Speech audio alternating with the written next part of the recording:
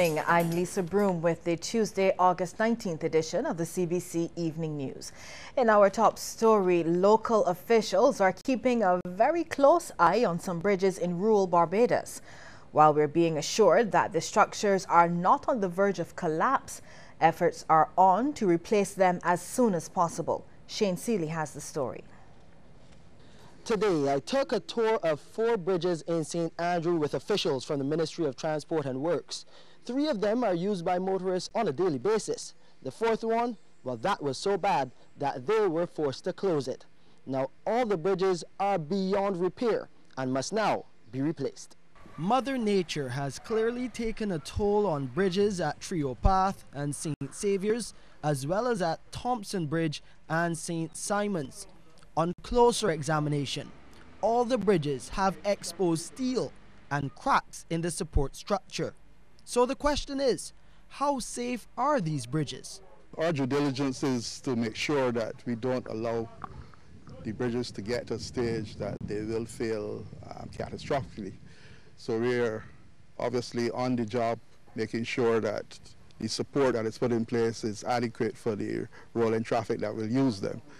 But we are at the stage where these bridges need to be replaced, and we are seeking funding from CDB to assist with the redesign and reconstruction of the said bridges. Mr. Lovell says, though there's an element of concern, he believes the situation will be addressed before the structures worsen. I think that we're just about at the beginning of the lead time where we would have been in serious trouble if we were not on the path we are on at present, that is to design and reconstruct them. So yes, in about a year or two, we probably would have had to shut them down permanently if we were not going in this direction at this time. So I think that we are just about timing it correctly, but obviously we prefer that we could change bridges in a more methodical way. But the construction could also cause some traffic divergence in the future. Well, they're along one link, so the likelihood is that once we can find suitable alternatives, we will allow the bridges to be done as soon as possible, either together or one after the other fairly quickly, so as to minimize the disruption to the traveling public and also to the persons who live in the area and other stakeholders. Now, the timeline for replacing the 4 bridges has been put at about 2 years. But until then, Mr. Lovell says they will continue to inspect the bridges on a periodic basis to ensure the safety of motorists and the traveling public. I'm Shane Seeley for CBC News. Thanks, Shane. Prime Minister Frendel Stuart has congratulated the President of Panama, Juan Carlos Varela Rodriguez, on his country's centennial celebrations of the opening of the Panama Canal. Mr. Stuart says there are opportunities for even stronger ties of trade, investment, travel and culture between the two nations.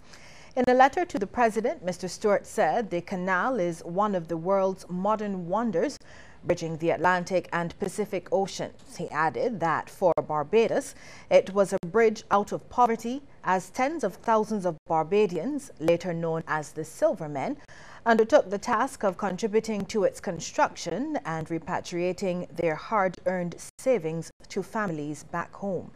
The Panama Canal was formally opened on August 15, 1914, with the passage of the cargo ship SS Ancon. The United States spent almost $375 million to finish the project, which was described as the largest American engineering project of that or any previous era. The Congress of Trade Unions and Staff Associations of Barbados has added its voice to concern over the Employment Rights Tribunal's inability to meet. CTUSAB contends that the delay is having a negative impact on the right of dismissed workers from the National Conservation Commission and others awaiting hearings. CTUSAB's president, Cedric Murrell, says the delay is due to a lack of resources available to the tribunal. The Congress of Trade Unions and Staff Associations of Barbados joins with the National Union of Public Workers and the Barbados Workers Union in expressing extreme disappointment that 16 months after the appointment of the Employment Rights Tribunal, not a single case has been heard. CTUSAB is dismayed that the appropriate human and physical resources have not been provided to enable the Employment Rights Tribunal to commence formal hearing of complaints made to the tribunal. To date, no suitable venue for meetings has as yet been made available to the tribunal, and the essential professional services have not been provided. Mr. Murrell says government therefore needs to move swiftly to provide all that is necessary for the tribunal to function. The Congress understands that the number of cases before the tribunal is now in excess of 75 in number. Given the economic situation facing the country and the tendency of employers to engage in labor practices which at times infringe the rights of employees, the Congress fears that if the tribunal is not able to commence its work soon, the number of cases to be heard will overwhelm its capacity. CITUSAB therefore calls on the government to immediately provide the needed resources to enable the tribunal to commence hearings. The Ministry of Health has advised Barbadians to postpone non-essential travel to Guinea, Liberia and Sierra Leone indefinitely, or until the outbreak of the Ebola virus has been deemed to be under control in those countries. The ministry says while there has been no ban on international trade or travel, it is also advising travelers to Nigeria to take enhanced precautions. For example, if visiting an area where the Ebola disease has been reported, seek information about their current situation before traveling. Also, assemble a travel health kit, including a thermometer and a personal supply of surgical masks. While overseas, visitors should practice a strict and frequent hand washing routine, avoid contact with blood and body fluids, avoid contact with animals and raw meat, and avoid hospitals where Ebola patients are being treated. On their return home, residents who have visited an area with an Ebola outbreak should monitor their health for up to 21 days and seek medical attention immediately if they experience symptoms. These include fever, headache, achiness, sore throat, diarrhea, vomiting, stomach ache, rash, or red eyes. They are also advised to inform their doctor about recent travel and symptoms before visiting the office or emergency room. This advance notice will help the doctor to better care for the patient, as well as to protect other patients who may be in the office. The ministry notes that Ebola is only transmitted by touching the bodily fluids of someone who is sick or has died from the disease, or from exposure to contaminated objects. It is not transmitted through air, water, or food. CARICOM Ambassador and former Deputy General Secretary of the Barbados Workers Union, Bobby Morris, is Barbados' non-resident High Commissioner to Jamaica. The High Commissioner presented his letters of introduction to the Prime Minister of Jamaica, Portia Simpson Miller, during a ceremony in her office on July 24th. High Commissioner Morris also met with that country's Minister of Foreign Affairs and Foreign Trade, Senator Arnold Nicholson, QC. During his visit, Mr. Morris congratulated Jamaica on the eve of its celebration of 52 years of independence on August 6th. He also expressed condolences on the recent passing of Sir Howard Cook, Jamaica's fourth Governor-General. The High Commissioner also met with private sector entities with a view to establishing linkages between Barbados and Jamaican businesses. Prime Minister Simpson Miller and Senator Nicholson expressed the interest of Jamaica in forging closer bilateral ties with Barbados through a technical cooperation agreement. As healthcare costs continue to rise, government is being advised to find a new way to fund operations at the Queen Elizabeth Hospital. The recommendation from hospital CEO Dr. Dexter James. When you look at the drivers of healthcare costs, much of it are outside our control. We don't control the cost of drugs, medical supplies, pharmaceuticals, equipment. So we are price takers in that regard. And the trends in that industry is one in which the cost keeps escalating. So the only way we could, in a sense, narrow that gap between the demand for resources and the supply of resources is to find a new economic model.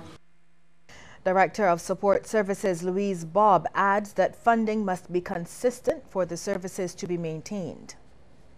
It is important, however, I must say that The injection of funds needs to be consistent for us to maintain the services that we have been able to, and to prevent us from stepping backwards into the hole that we were in 3-4 weeks ago. Meantime, we hear the Queen Elizabeth Hospital is now in a better position to respond in the event of a natural disaster. This after the healthcare facility received new telecommunications equipment from the Department of Emergency Management. Attorney General and Minister of Home Affairs Adriel Brathwaite says the donation, which includes 13 portable radios, is expected to significantly improve the communication capabilities of the QEH. We have been working with the QEH to ensure that they're able to respond to any type of emergency within their own plant. And this morning we were handing over 13 handheld radios that would enable them to communicate internally. But of course it also has a range in the event that some of their personnel need to go outside of the hospital. It enables them also to communicate directly with the DEM, as you know, because we have responsibility for the national response mechanism. Director of the Department of Emergency Management, Judy Thomas, explains why it's important for the hospital and the DEM to work together.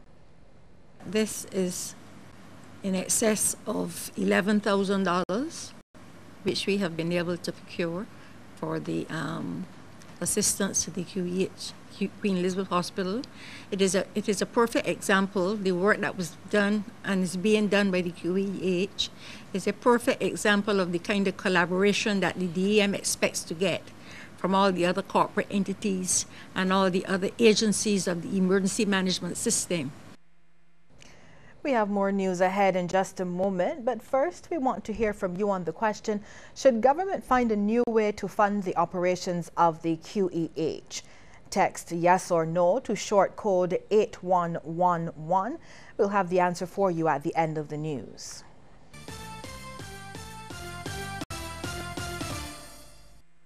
Today, Sebastian Daniels is teaching his daughter to drive. He's a little nervous, but he shouldn't be.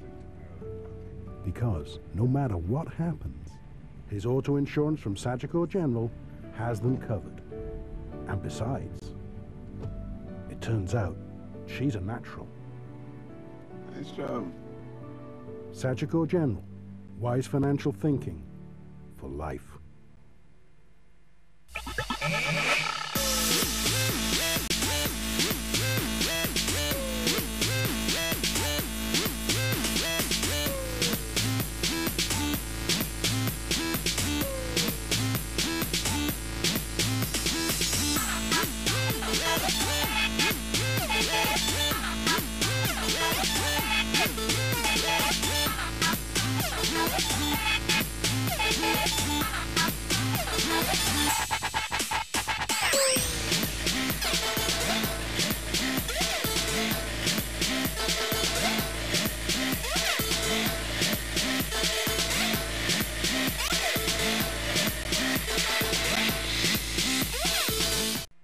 When you are feeling a little low,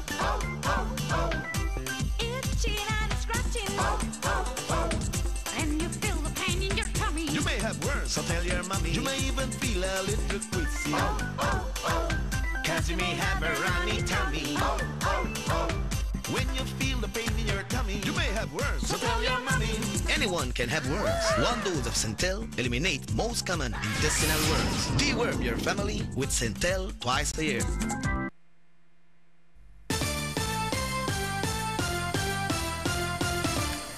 Barbados is moving to increase surveillance and vigilance at its ports of entry following an increase in gun crimes.